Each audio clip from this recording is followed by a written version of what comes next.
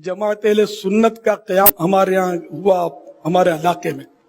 उसका सबसे पहला सदर में ही था, ये कागजी बाजार ओल्ड सिटी एरिया में, जो मुझे याद आ रहा है।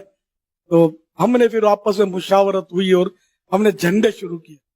तो ना झंडों का रवाज नहीं था, तो झंडे खुद ही कपड़े खरीदते, डंडे खरीदते, 4 आने का डंडा देते थे और शायद ₹1.25 का झंडा देते थे, कपड़ा कटिंग करके। तो वो डंडा लेना है तो ₹1.5, नहीं तो नो प्रॉफिट नो लॉस। इस तरह हमने कहा झंडे आम करने, इस तरह झंडे बनाते थे और जश्न विलादत के नाम पर सब्ज कपड़े के ये चलने शुरू हुए झंडे। फिर देखा देखी तो रेडियो पर और दुकान जो जर्नलिस्टों की तरफ भी नजर आए कि ये बिकने शुरू हो गए थे।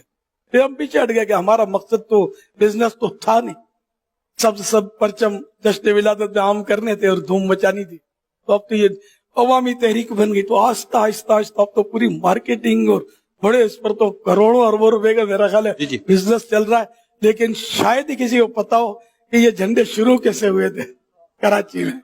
अलबत्ता ये अपने लियाकताबाद के इलाके में ये गालिबन ये बहुत पहले से वहां चरागा होता था जश्न विलादत का, लालू के 10 नंबर। लेकिन एक हमने अपने तौर पर झंडे जो हमको याद पड़ता है उस वक्त कई सब झंडे हमने नहीं देखे थे, हमने खुद शुरू दोस्तों में मशवरा करके, अल्हम्दुलिल्लाह। तो अब भी सबसे ज्यादा झंडे दावत इस्लामी ही के चल रहे हैं ये, अल्हम्दुलिल्लाह।